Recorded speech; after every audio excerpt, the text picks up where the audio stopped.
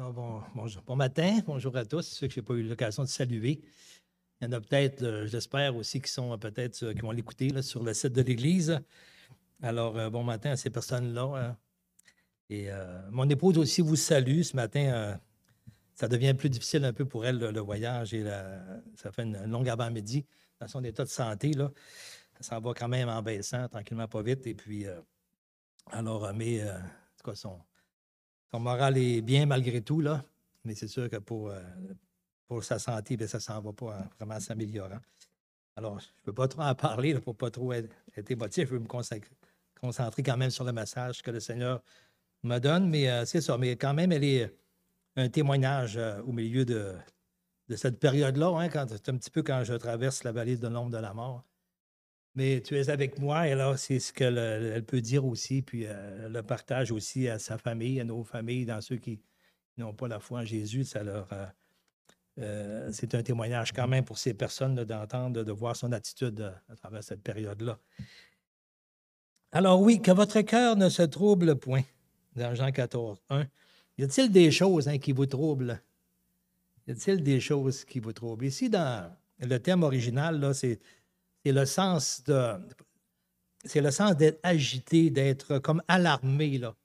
Sur le bord presque de la panique un petit peu, là, des choses qui vous troublent dans ce sens-là.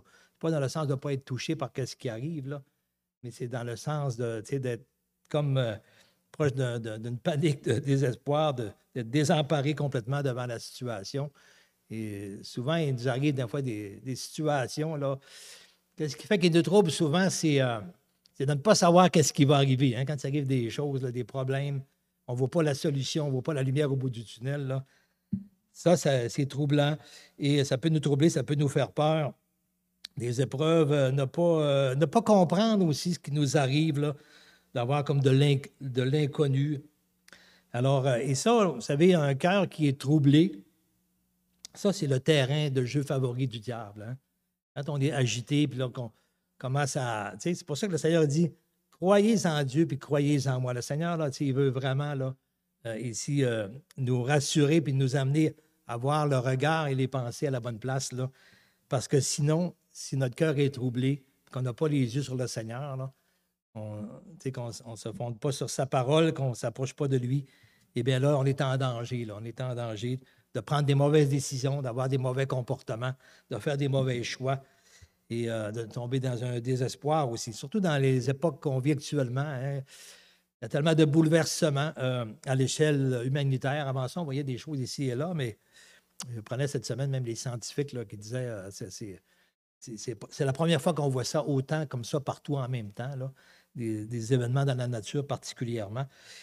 Mais c'est ça. Alors, ça commence à être troublant pour beaucoup de personnes. Et puis, ça ne veut pas dire qu'il ne faut pas être touché, mais c'est important pour le croyant, c'est qu'on ait les yeux sur le Seigneur. Et ici, ben, on va regarder le contexte un petit peu dans Jean 14. Pourquoi le Seigneur leur dit-il ça, de ne pas être troublé? On va le voir particulièrement juste dans les versets qui précèdent, dans Jean 13, à partir du verset 33 à 38. On va voir un petit peu le contexte. Et quand j'étais venu la dernière fois, j'avais apporté un partage sur le comportement d'un chrétien dans un monde hostile. Je ne me souviens pas si j'avais pris l'exemple de Daniel ou Joseph, parce que je l'avais fait aussi à Alma. Je pense que c'était Joseph ici, l'exemple. Et puis, bien souvent, quand on regarde Joseph et Daniel, on peut peut-être porté à se dire, ben, c'est des modèles, il me semble, que sont comme parfaits, eux autres. Il me semble que je ne ressemble pas à ça. On les voit peut-être plus, ce sont des personnes comme nous, mais on les voit peut-être plus d'une façon, en tout cas, que ça nous dépasse. On s'identifie peut-être moins. Mais ce matin, je vais apporter un exemple que là, on devrait s'identifier pas mal plus aussi. L'exemple du comportement de Pierre, hein, le disciple Pierre, et puis qui est devenu l'apôtre Pierre, bien sûr, qu'il l'était, choisi par le Seigneur. Mais on va voir que ça nous ressemble un petit peu son comportement qui est très humain, émotif, impulsif, là, qui agit rapidement souvent, qui parle rapidement et puis sans avoir nécessairement réfléchi avant. Comme on se dit souvent, se tourner la langue 7 fois avant de parler. Alors, ce n'était pas dans son style. Alors, ça peut peut-être nous ressembler plus, mais on va voir. En tout cas, moi, ça m'édifie de voir Pierre et de voir comment Jésus l'a entouré, puis comment Jésus l'a amené à être fidèle et tout qu'un leader solide aussi, hein, après la résurrection du Seigneur et après la Pentecôte. Alors, à partir du verset 33 dans Jean 13, ça nous dit, je ne sais pas si ça va être affiché là. Il dit, mes petits enfants, je suis pour peu de temps encore avec vous. Vous me chercherez. Et comme je l'ai dit aux Juifs, vous ne pouvez venir où je vais, je vous le dis aussi maintenant. Alors ça, là, juste de dire ça, mes petits enfants, là, je suis pour peu de temps encore avec vous. Là. Et ça, mettez-vous à la place des apôtres. Hein? Eux, là, ça faisait 3 ans qu'ils étaient avec le Seigneur, là, de voir toutes les choses merveilleuses qu'il faisait, là, d'être témoin des miracles, de ses enseignements, de son amour, de sa bonté, de sa compassion, de son attitude envers les misérables et envers même les gens de mauvaise vie, contrairement aux chefs religieux. Et de voir toutes ces belles choses-là, de voir le Seigneur, là, ça doit être extraordinaire. Puis là, et eux, ben, ils l'ont reconnu comme le Messie aussi. Là. Et pour les Juifs, ben, eux, ils s'attendaient là, que le Messie, ben, c'est lui qui viendrait établir hein, le royaume sur terre, hein, qui va être dans le millénium. Mais eux, ils l'attendaient pour tout de suite. Là. Pour eux, là, c'était là, là. C'était là, puis ils étaient comme aux premières loges, hein, les disciples, les apôtres. Alors là, le Seigneur leur dit, hey, là, je vais être encore peu de temps avec vous. Ça, là, c'était troublant là, pour eux. Là. Il y avait des choses qu'ils ne pouvaient pas comprendre. Et il leur dit ici, je vous donne un commandement nouveau. Aimez-vous les uns les autres. Comme je vous ai aimé, vous aussi aimez-vous les uns les autres. À ceci, tous connaîtront que vous êtes mes disciples si vous avez de l'amour les uns pour les autres. Je vais penser un peu à les parents quand on part. On doit s'absenter, puis là, on dit aux enfants, là, vous avez besoin d'être fin, là, de ne pas vous chicaner, là, de vous entendre. Puis, s'ils sont tout petits, c'est sûr qu'on va pourvoir pour quelqu'un qui les garde, là, mais quand même, on va les avertir de ne pas se tirailler, chicaner. Puis, faites comme vous vous montré, comme vous hésitez de faire, puis ça va bien aller. Mais, c'est les enfants, des fois, là c'est ça. Mais, le Seigneur agit un petit peu comme cela. Là, je m'en vais, là, mais là, je vous dis ce que j'attends de vous. Là. J'attends que vous vous aimiez vraiment les uns les autres. Hein? Même chose que les parents vont dire à leurs enfants. Et on voit que Pierre, ici, au verset 36, là, je pense qu'il a déjà oublié ce que le Seigneur vient de dire. Lui, ce qu'il se rappelle surtout, c'est qu'il dit qu'il va partir. Le Seigneur lui dit, Pierre, OK, verset 36. Simon-Pierre lui dit, Seigneur, où vas-tu? Hein, c'est ça qu'on dit des fois à nos parents quand ils disent on va s'absenter, il faut partir, là, soyez gentils. Hein, mais est-ce que vous allez là? Je veux y aller aussi, moi. Hein, je veux être là. Mais le Seigneur, il dit, c'est ça, Pierre dit, où vas-tu, Seigneur? Et Jésus lui répondit, tu ne peux pas maintenant me suivre où je vais, mais tu me suivras plus tard. Il ne pouvait pas comprendre, là, mais même s'il aurait compris, en tout cas, il ne pouvait pas comprendre, puis de toute façon, ce n'était pas à lui de le faire. Hein, le Seigneur, il fallait qu'il aille vraiment à la croix. Et on le voit d'ailleurs dans 14, le verset 2, hein, il dit, il y a plusieurs demeures dans la maison de mon Père, et si cela n'était pas, je vous l'aurais dit, je vais vous préparer une place. Et lorsque je m'en serai allé et que je vous aurai préparé une place, je reviendrai et je vous prendrai avec moi, afin que là où je suis, vous y soyez aussi. Alors le Seigneur, il fallait qu'il passe par la croix hein, pour nous préparer une place. Il fallait qu'il commence par les payer pour nous à notre place, pour nous réconcilier avec Dieu hein, par son sacrifice, payer le prix de nos péchés. Il fallait qu'il passe par la croix hein, pour nous ouvrir le chemin, pour avoir un plein accès auprès de Dieu, auprès du Père. Alors, ça, ben, c'est sûr que hein, le Seigneur, c'est lui qui devait le faire, puis Pierre, ça ne pouvait pas le faire. Alors, tu ne peux pas maintenant me suivre où je vais, ouais, mais tu me suivras plus tard. Verset 37, Seigneur lui dit Pierre, mais pourquoi ne puis-je pas te suivre maintenant? Je donnerai ma vie pour toi. Je vais penser encore quand que les enfants disent, les parents disent, il faut qu'on s'absente. Là. Non, je veux y aller, hein, tu ne peux pas venir ce que je veux. Non, oui, je suis capable.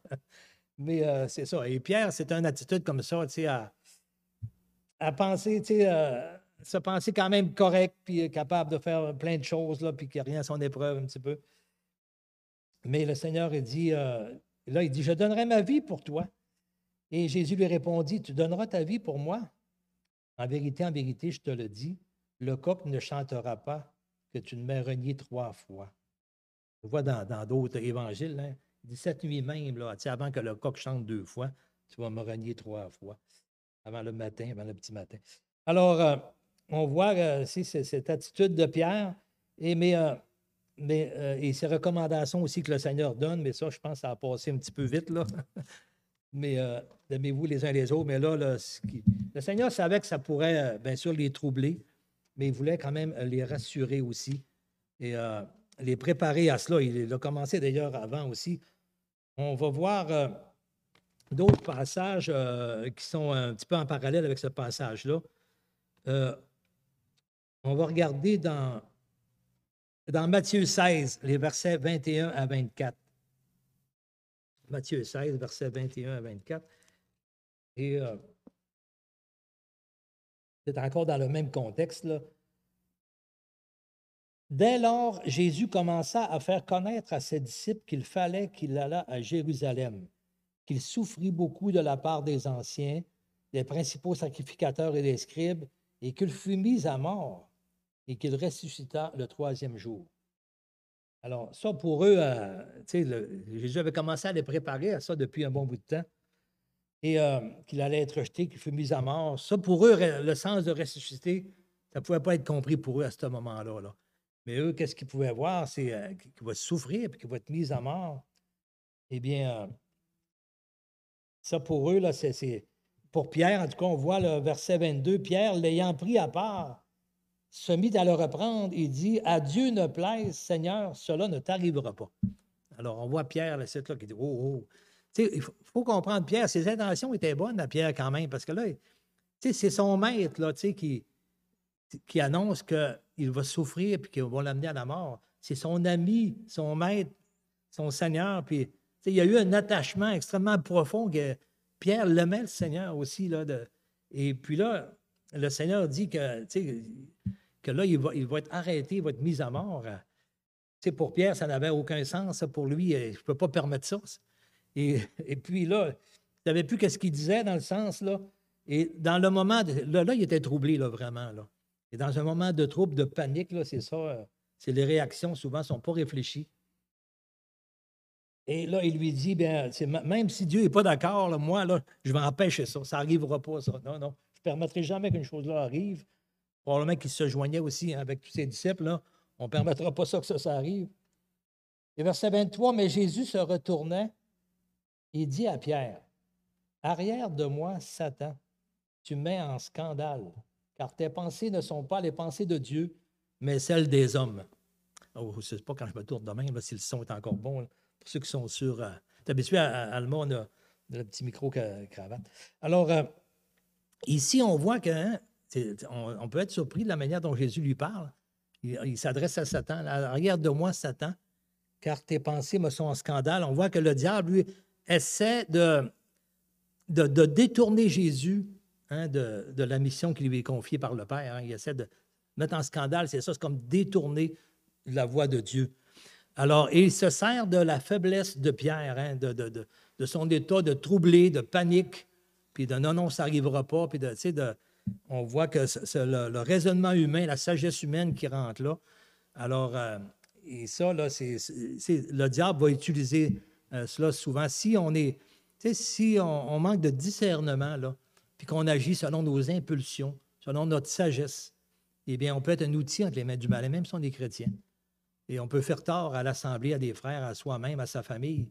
Alors, c'est important là, de vraiment de comprendre quelle est la volonté de Dieu. Comprends quelle est la volonté de Dieu. C'est une exhortation qu'on voit beaucoup à travers la parole. Mais à ce moment-là, on sait que Pierre ne pouvait pas vraiment le comprendre.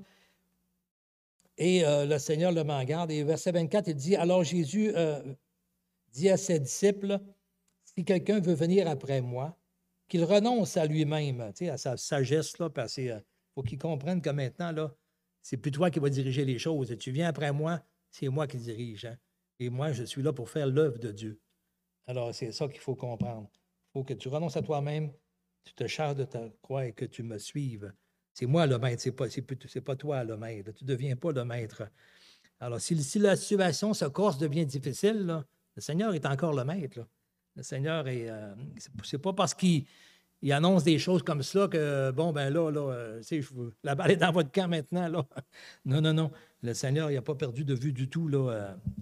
Il n'a pas perdu le contrôle, là, malgré cela, là, malgré ces complots là, qui étaient contre lui. Alors, si on regarde ensemble dans Luc 22, le verset 31 à 34, on continue encore un peu dans cet épisode-là là, avec Pierre et le Seigneur. Luc 22, les versets 31 à 34. Le Seigneur dit à Simon, il dit ça à Pierre, là, Satan vous a réclamé pour vous cribler comme le froment. Le but du diable, c'est de nous attaquer pour nous faire déchoir de notre foi, hein, de nous faire perdre confiance en Dieu, de nous déstabiliser dans notre foi. Et il va nous cribler. Et puis, le Seigneur, il permet cela. Et dans le cas de Pierre, ici, on le voit. Et c'était nécessaire pour lui qu'il passe à travers cette épreuve-là. Là, parce qu'il y avait quelque chose qui devait être brisé en lui. Le Seigneur l'appelait comme apôtre. Et on sait qu'après la Pentecôte, le Seigneur a choisi ses apôtres pour placer comme le fondement de l'Église. Et ça, c'est important qu'ils comprennent quelle est la façon dont Dieu travaille. Ils ne peuvent pas placer le fondement de l'Église pour suivre l'œuvre de Jésus-Christ avec des pensées humaines et des réactions humaines. Il fallait vraiment qu'ils comprennent. Il fallait que le Seigneur permette quelque chose qui... Des fois, les leçons, ils sont dures, hein, les leçons que le Seigneur peut nous donner à traverser. Mais le bien qu'il y a au bout de ça, là, c'est de nous raffermir, de nous transformer, de nous délivrer vraiment de notre façon d'agir, là, qui est vraiment humaine et puis qui est contraire à l'esprit. Mais il dit, c'est ça, il dit, le diable t'a réclamé, pour vous cribler comme le froment. Mais il dit, j'ai prié pour toi afin que ta foi ne défaille point. Ça, là, moi, ça me touche beaucoup, ça. Et moi, je dis merci au Seigneur parce que combien de fois je vois que le Seigneur a prié pour moi. Quand je regarde tout mon cheminement, là, et souvent dans ma vie, je me suis dit, Seigneur, merci, tu es là vraiment, tu pries pour moi. Et c'est ça qui est important. Le Seigneur, il connaît les siens, ses enfants. Et c'est lui qui a dit, hein, la volonté du Père, c'est que je ne perde aucune de mes brebis qu'il m'a données. Hein. Sinon, le fils de perdition pour accomplir ce qui était accompli, justement. Là. Mais le Seigneur ne veut pas perdre. Et le Seigneur prie pour nous. C'est ça qui est important. C'est le Seigneur qui nous tient. Ce n'est pas nos forces. C'est le Seigneur qui nous tient. Ça, il ne faut pas l'oublier. Hein. Le Seigneur prie pour nous. Il est comme un avocat qui intercède auprès de nous, qui nous défend, mais en même temps, il prie pour nous. Et ça c'est grand. C'est quelque chose de précieux qu'il ne faut jamais oublier. Et c'est pour ça aussi quand ça dit qui es-tu, toi, qui juges un serviteur d'autrui, hein, s'il tombe ou s'il se tiendra debout, ça ne te regarde pas. Il va se tenir debout parce que c'est Dieu qui le tient. Hein. C'est le Seigneur qui le tient. Alors, c'est lui qui nous tient debout, le Seigneur. Alors, il permet des épreuves vraiment pour transformer notre caractère, qu'on se dépouille du vieil homme, puis qu'on revête l'homme nouveau, hein, qu'on apprenne à marcher selon l'Esprit, à lui faire confiance. Il dit, croyez en Dieu, puis croyez en moi. Puis pour ça, le Seigneur, il faut qu'il travaille nos pensées, notre caractère, notre cœur, nos raisonnements. Il faut qu'il nous délivre de ça pour nous raffermir en lui, avoir pleine confiance en lui. Alors, il dit, j'ai prié pour toi. Il dit, quand tu seras maintenant converti ou affermi, bien, affermis aussi tes frères. Seigneur, lui dit Pierre, je suis prêt à aller avec toi et en prison et à la mort. Et Jésus lui dit, Pierre, je te le dis, le coq ne chantera pas aujourd'hui que tu m'aies renié 3 fois de me connaître. Alors, c'est ça, j'ai regardé un peu dans les différents évangiles pour montrer un peu tout le contexte, qu'on comprenne bien l'attitude de Pierre.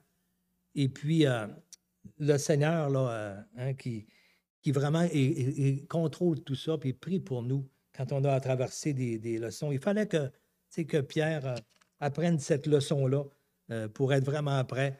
Et puis, parfois, la leçon que le Seigneur nous donne, là, ça peut être très humiliant. Imaginez comment ça a dû être humiliant pour Pierre hein, d'avoir renié le Seigneur de même. Là. On sait qu'il a pleuré amèrement lorsqu'il est sorti de la cour, lorsque le Seigneur était arrêté.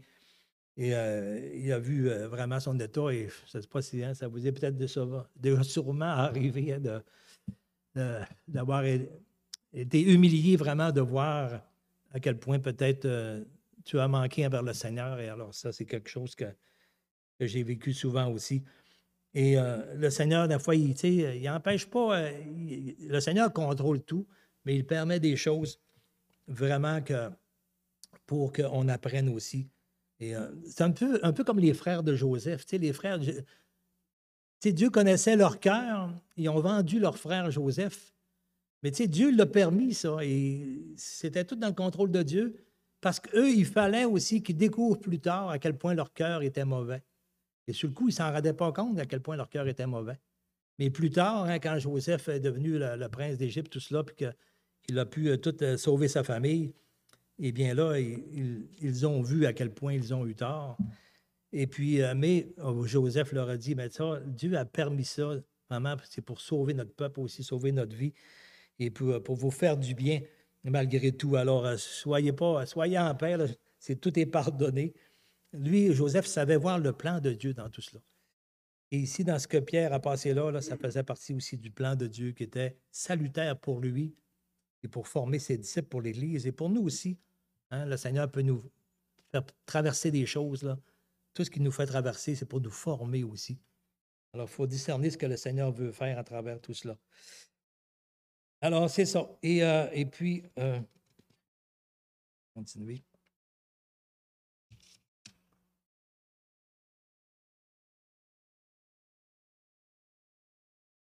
Alors, il va lui enseigner à ne pas compter sur ses propres forces. Hein. Ça, c'est 0 plus une barre. Et on voit que, comme je l'ai dit, ça fait mal des fois, c'est humiliant, la leçon que le Seigneur nous fait traverser, mais c'est pour notre bien. Alors, on ne peut pas bien agir quand le cœur est troublé, quand le cœur est agité, le cœur est paniqué. On ne peut pas bien agir. Là. On a besoin vraiment d'être fortifié par le Seigneur. Un peu comme Dieu dit à Josué, là, je vais vous le lire, je n'ai pas mentionné dans les versets, mais Josué, dans Josué 1, là, il y a 2 passages que j'aimerais vous lire.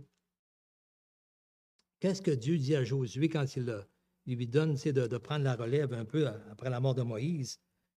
Il lui dit, Josué 1,5, il dit, « Nul ne tiendra devant toi tant que tu vivras. Je serai avec toi. Je serai avec toi comme j'ai été avec Moïse.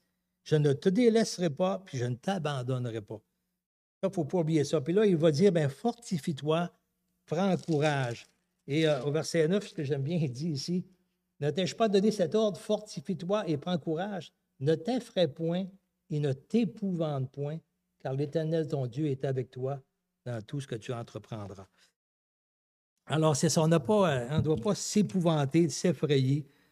Et quand on se laisse troubler, c'est ça qui peut arriver aussi. C'est ça qui arrive aujourd'hui aussi, même à travers tout le monde, même dans le milieu chrétien. Là. Il y en a plusieurs qui sont vraiment laissés le trouble gagner leur cœur, la panique aussi, le découragement. Et alors ça, c'est triste un petit peu parce qu'ils ont perdu leurs yeux sur le Seigneur, puis ils se sont tournés les yeux en regardant les hommes agir. Alors, c'est ça, ça amène que des mauvaises décisions. Alors, on peut voir le changement de Pierre aussi après la Pentecôte, on voit son assurance. Et j'aimerais qu'on regarde dans Acte 4, les versets 23 à 28. Acte 4, les versets 23 à 28. Et on va voir après que c'est quelques temps après la Pentecôte, là, c'est sûrement assez près quand même, quelques jours peut-être après. Et là, on voit que Pierre avait le message qu'il avait apporté, puis on voit qu'il y a eu une guérison aussi. Et là, ça ne faisait pas l'affaire du tout des chefs religieux. Hein, Et puis, on a cherché, c'est ça, Pierre et Jean ont été arrêtés, mais en prison. Et on leur a fait toutes sortes de menaces là, pour arrêter de prêcher dans ce nom-là. Et qu'est-ce que ça dit ici? Acte 4, verset 23. Acte 4, 23 à 28. Alors, suite à ça, c'est ça, ils ont été arrêtés, puis ils ont été relâchés avec toutes sortes de menaces. Et puis, ils voulaient les défendre de continuer d'annoncer la résurrection en Jésus-Christ et le salut. Mais on voit ici leur prière qu'ils ont faite au verset 23. Après avoir été relâchés, ils allèrent vers les leurs et racontèrent tout ce que les principaux sacrificateurs et les anciens leur avaient dit, hein, toutes les menaces qu'ils ont faites. Et lorsqu'ils l'eurent entendu, bien, qu'est-ce qu'ils ont fait? Ils élevèrent à Dieu la voix tous ensemble et dirent, Seigneur, toi qui as fait le ciel, la terre et la mer et tout ce qui s'y trouve, c'est toi qui as dit par le Saint-Esprit, par la bouche de notre Père, ton serviteur David, pourquoi ce tumulte parmi les nations et ces vaines pensées parmi les peuples? Les rois de la terre se sont soulevés et les princes se sont ligués contre le Seigneur et contre ton oint, en effet contre ton saint serviteur Jésus que tu as oint. Hérode et Ponce Pilate se sont ligués dans cette ville avec les nations et avec les peuples d'Israël. Alors ici, on en voit vraiment un complot, là. Un complot qui était contre Jésus, et on voit les chefs religieux avec les Romains, c'est ce que ça dit, hein, les rois et les nations, se sont ligués contre lui pour le faire périr. C'est ce qui est arrivé, là, lorsqu'ils l'ont emmené à la croix. Mais regardez ce qui est important de voir ce qui est arrivé après. Verset 28, c'est ça, ils se sont ligués dans cette ville avec les nations et les peuples d'Israël pour faire tout ce que ta main et ton conseil avaient arrêté d'avance. C'est pas seulement savait d'avance, là. Si le Seigneur ferait juste savoir d'avance tout ce qui va arriver, là, il sait tout, c'est sûr, mais s'il ferait juste savoir, ce ne serait pas mieux que Jojo médium, là. Ça ne serait pas mieux qu'un devin. Mais c'était arrêté d'avance. Dieu a un plan. Il y a un plan pour chacun de nous. Il y a un calendrier pour nous. Il y a un plan pour le peuple juif aussi. Il y a un plan pour les nations. Il y a un plan pour l'Église aussi, un calendrier aussi pour l'Église. Et ça, on ne peut pas l'empêcher, on ne peut pas le retarder, et on ne peut pas l'avancer non plus. C'est arrêté. Ça dit que pour faire tout ce que ta main et ton conseil avaient arrêté d'avance. C'est arrêté d'avance par Dieu. Alors, ça ne donne rien de crier au complot à toutes sortes d'affaires de main, puis de paniquer, puis de se laisser troubler les uns les autres, puis de s'envenimer là-dessus. Il y a des choses qui ont été planifiées par Dieu, qui ont été arrêtées à l'avance.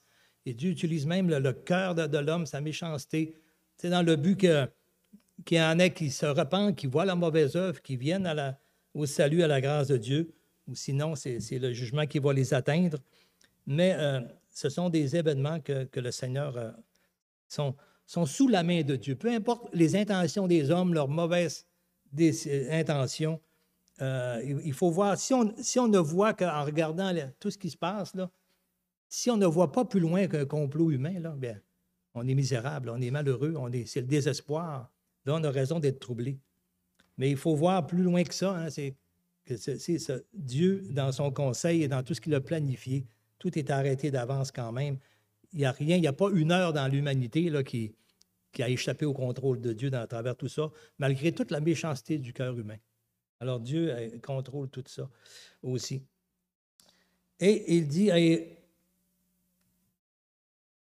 ensuite, on voit qu'est-ce qu'il faut faire, verset 29. Et maintenant, Seigneur, c'est de se tourner vers le Seigneur. C'est ça qu'il faut faire dans des situations comme cela. Et maintenant, Seigneur, vois leurs menaces et ordonne à tes serviteurs d'annoncer la parole avec une pleine assurance. C'est ça qui est le mandat de l'Église des chrétiens. Annoncer la bonne nouvelle, pas d'annoncer les mauvaises nouvelles. D'annoncer comment est-ce que les hommes sont, puis tout ça, puis qu'est-ce qu'ils préparent.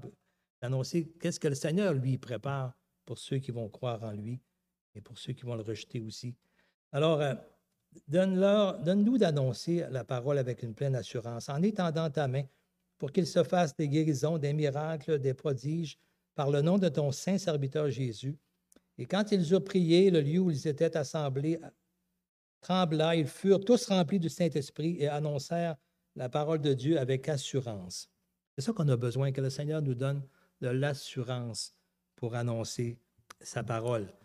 Et pas de tomber dans un climat de peur aussi, mais d'assurance. Et j'aimerais vous lire deux versets aussi dans l'Ancien Testament. Proverbe 19, 21, qui nous dit « L'homme fait en son cœur beaucoup de projets, mais c'est le dessein de Dieu qui va s'accomplir. » C'est le dessein de Dieu. Ça, il ne faut jamais l'oublier. Hein, c'est le dessein de Dieu qui va s'accomplir. Peu importe les projets des hommes, soit des mauvais, peu importe les plans qu'ils ont, là, c'est le dessein de Dieu. Et quand Jésus est mort sur la croix, c'est le dessein de Dieu qui s'est accompli. Il fallait qu'il porte nos péchés sur la croix et puis que le Seigneur le ressuscite et qu'il se charge de nos péchés pour nous ouvrir la porte au salut.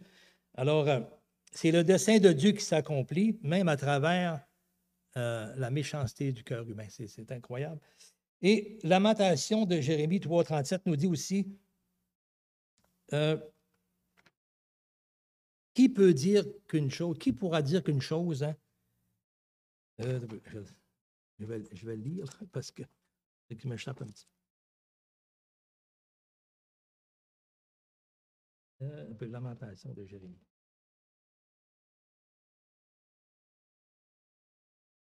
Bon, OK. 3,37. Alors, qui dira qu'une chose arrive sans que le Seigneur ne l'ait ordonné? Qui est capable de dire ça? Il n'y a personne qui est capable de dire ça. Qui pourra dire qu'une chose arrive sans que Dieu, le Seigneur, ne l'ait ordonné? Comme je disais tout à l'heure, il n'y a rien qui échappe à Dieu dans toute l'histoire de l'humanité. Il n'y a pas une minute, une seconde qui échappe au contrôle de Dieu malgré tout cela.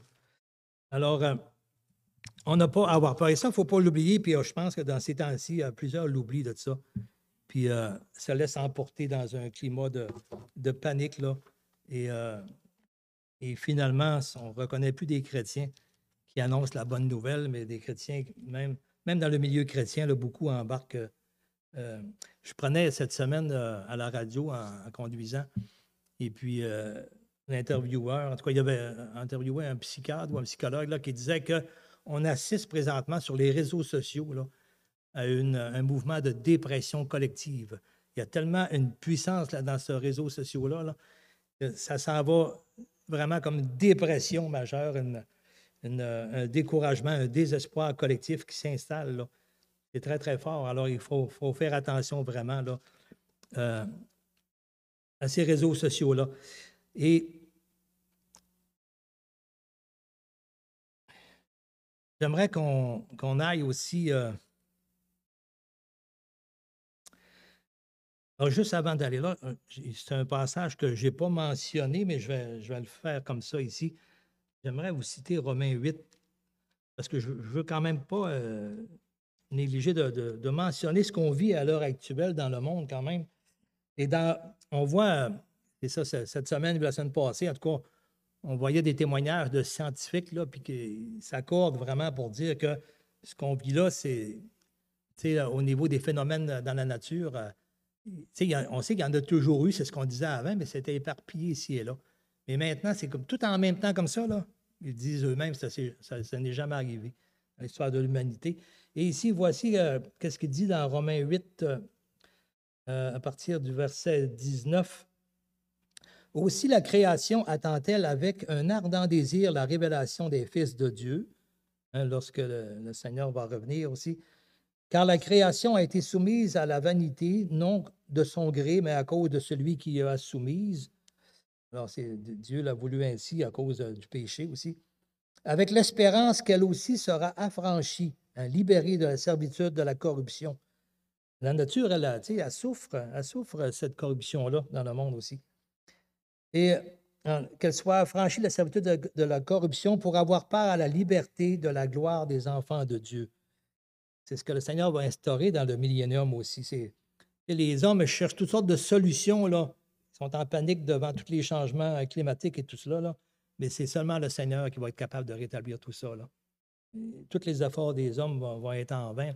C'est vraiment le Seigneur qui va rétablir cela. Et il dit, verset 22, « Or, nous savons que jusqu'à ce jour, la création tout entière soupire et souffre les douleurs de l'enfantement. » Ça n'est pas par hasard comme ça que cette expression-là est utilisée, c'est comparé à les douleurs d'un enfantement, ce n'est pas pour rien. Parce que, ça parle de l'enfantement ici, c'est le retour du Seigneur. Et on sait qu'une femme qui est enceinte, et puis on sait que plus que, quand ça parle de l'enfantement, les douleurs de l'enfantement, c'est que plus que l'enfantement est proche, plus que les douleurs augmentent. Hein? Alors, c'est ce qu'on voit. Le Seigneur nous donne un signe à la nature, quand que plus que vous allez voir cela augmenter, plus que le retour va être proche, plus que ça va augmenter. C'est un signe, pour pousser les hommes à la repentance. C'est ça le but aussi. Et puis que les chrétiens aussi lèvent le tête à travers tout ça, puis se tournent les yeux vers le Seigneur, puis soient des témoins jusqu'au dernier instant avant qu'ils viennent nous prendre avec lui. Alors, la nature aussi souffre après tout cela, après le retour du Seigneur. Et c'est ce qui va arriver un petit peu. Avant ça, c'était ici et là, un petit peu comme les premières contractions, le petit bébé qui bouge, les petits coups de patte ici et là. Mais là, maintenant, là, ça s'accélère. C'est ce que le Seigneur nous a annoncé à l'avance aussi. Et or, nous savons que jusqu'à ce jour, bon, OK, et ce n'est pas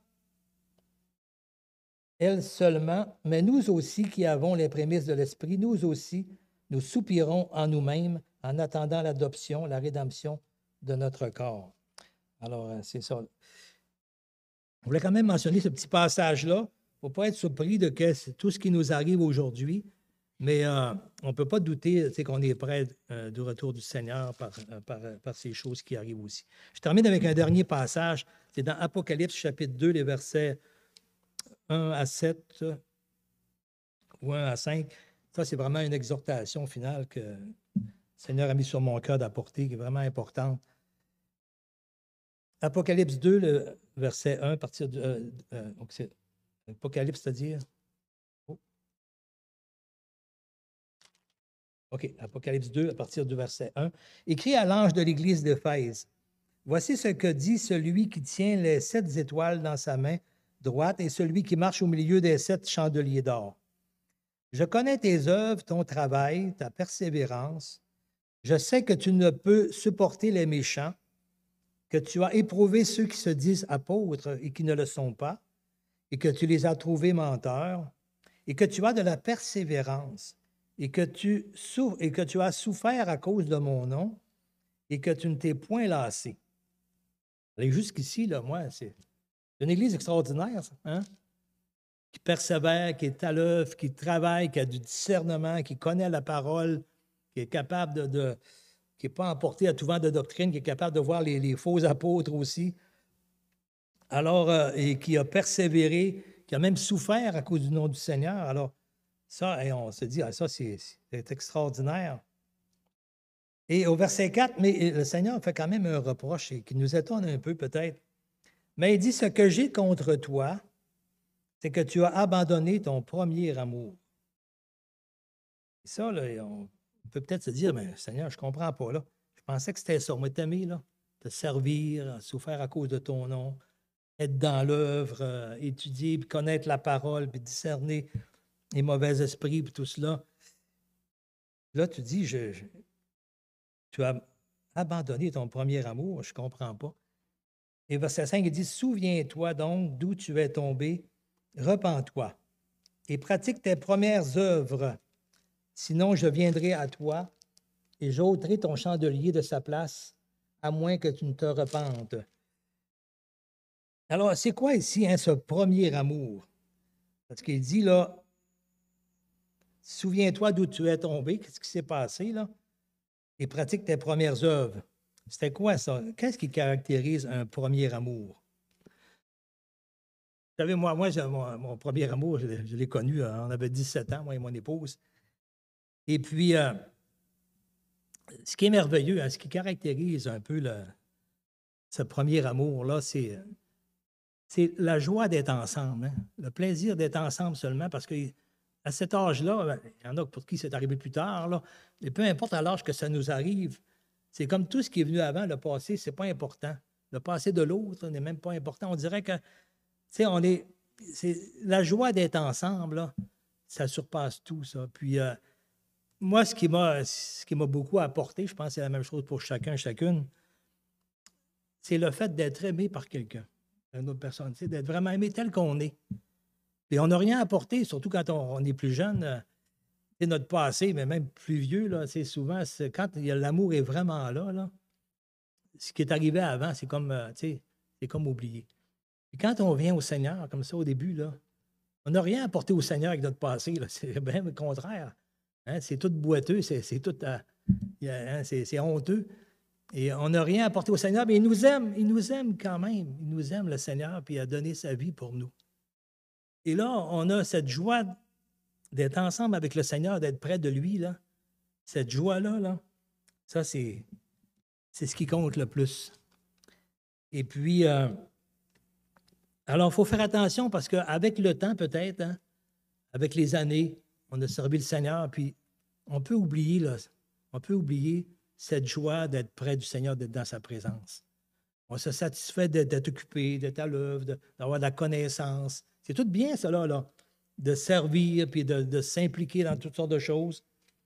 Mais, tu sais, il peut arriver qu'on perde cette joie-là, cette joie d'être avec le Seigneur, d'être dans sa présence. Hein, mon frère, ma soeur, as-tu encore cette joie-là d'être dans la présence du Seigneur, de goûter combien le Seigneur est bon, dans un temps seul avec lui, dans la parole, dans la prière, dans méditer.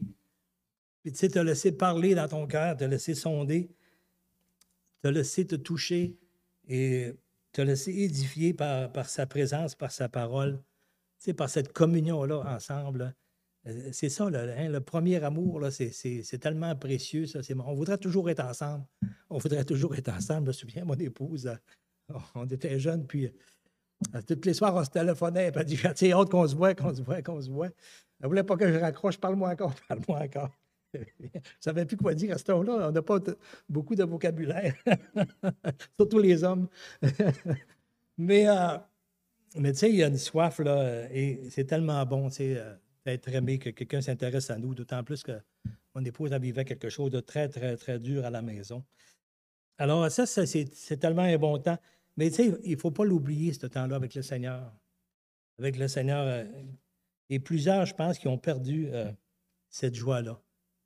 Donc, ils l'ont oublié, qu'ils l'ont négligé. La joie d'être dans sa présence. La joie, c'est juste la joie de savoir qu'on est aimé.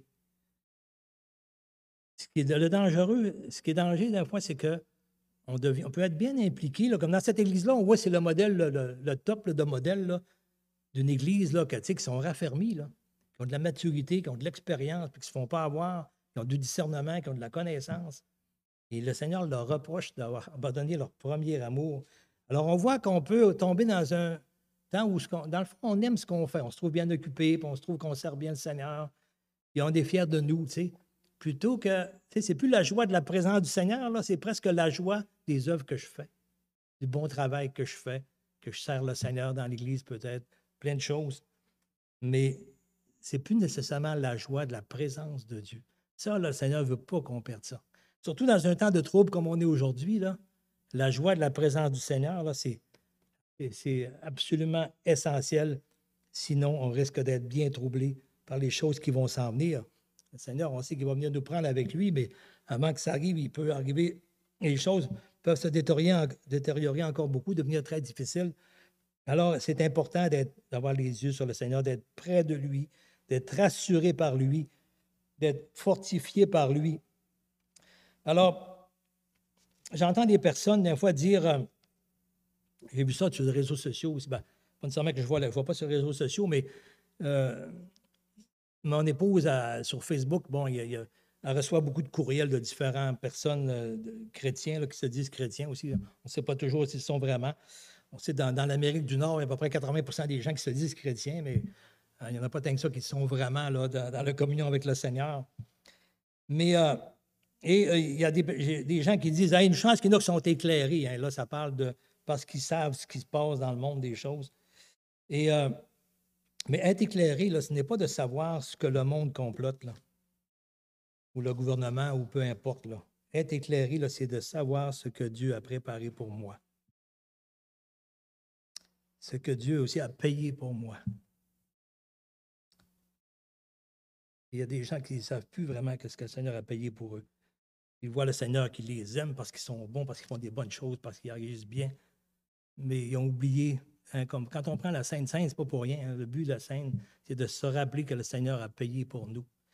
Et souvent, des fois, on l'a fait un petit peu rapidement, là, sans prendre le temps de s'arrêter à cela. Là. Alors ça, c'est important.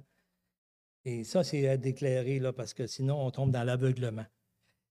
Ce qui est dangereux, hein, ce n'est pas de ne pas savoir ce qui va arriver dans le monde, mais c'est de perdre son premier amour. C'est ça qu'on voit ici, de perdre sa flamme, tu sais, la flamme dans notre cœur, la flamme de l'amour qu'on a, d'être près dans la présence du Seigneur et de l'écouter.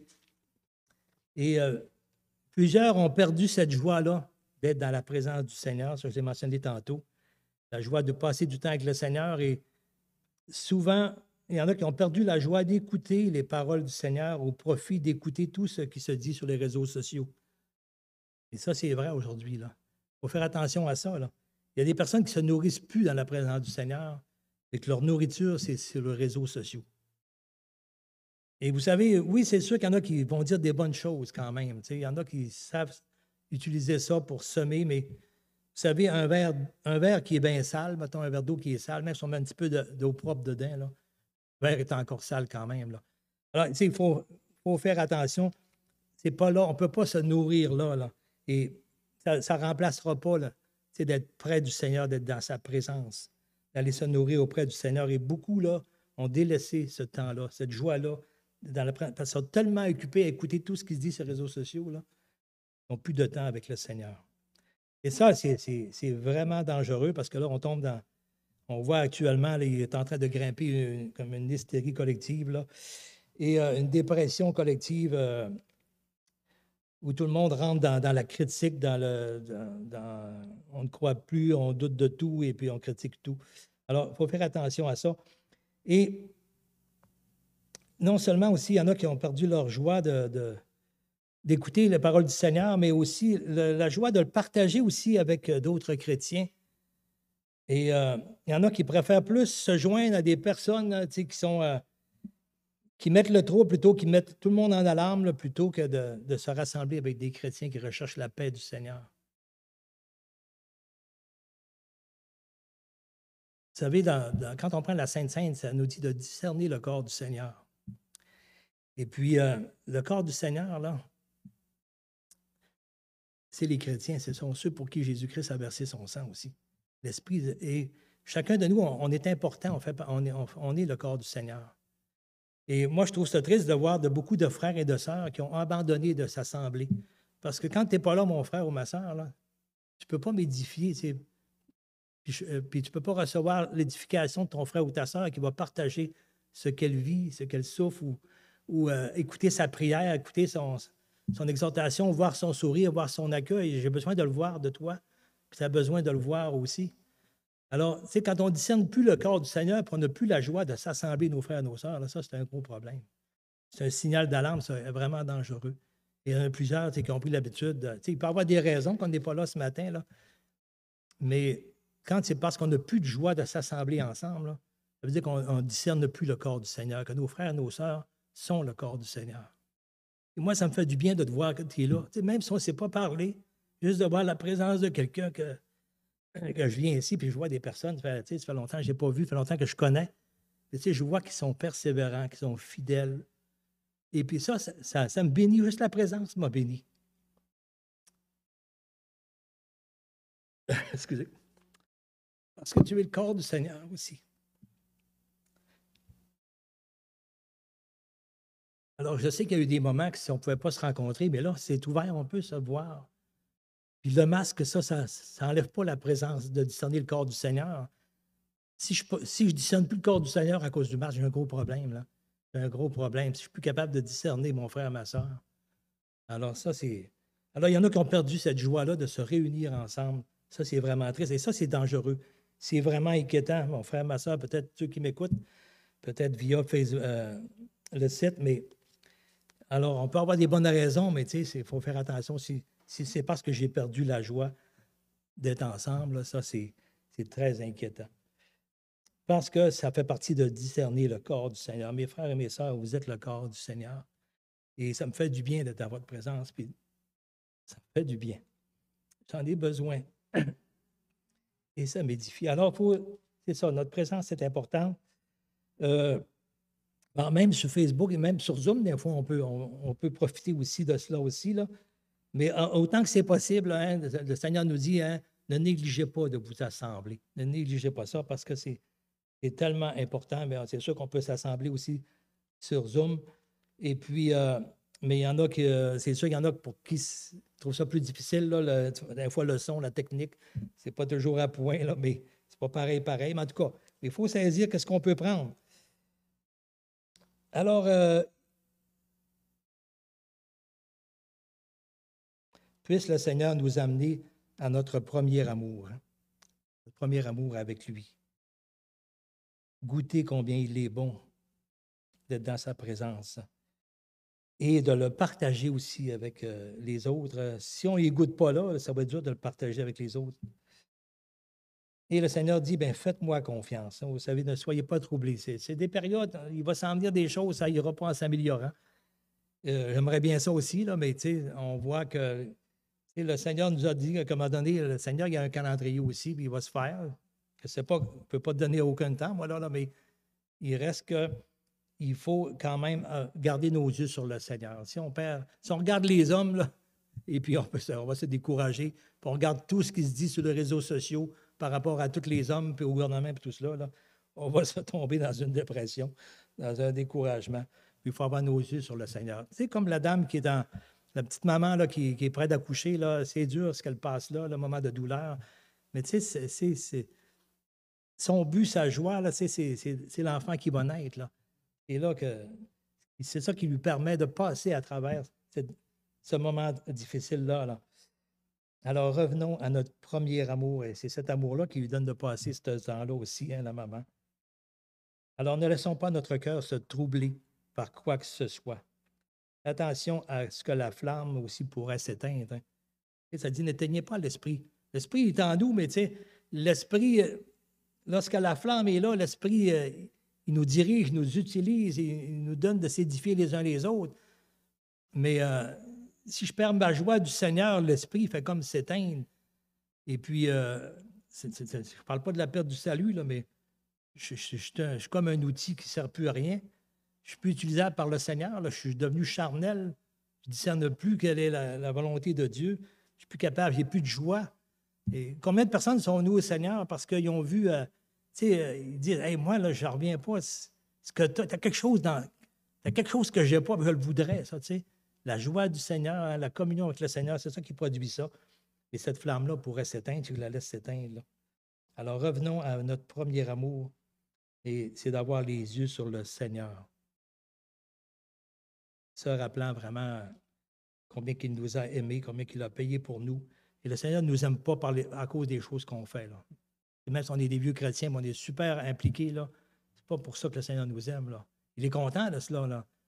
Mais, tu sais, le Seigneur, il veut que notre joie, là, soit pas dans ce que je fais pour lui, mais toujours dans ce qu'il a fait pour moi. Il ne faut jamais oublier ça. C'est ça le premier amour, là.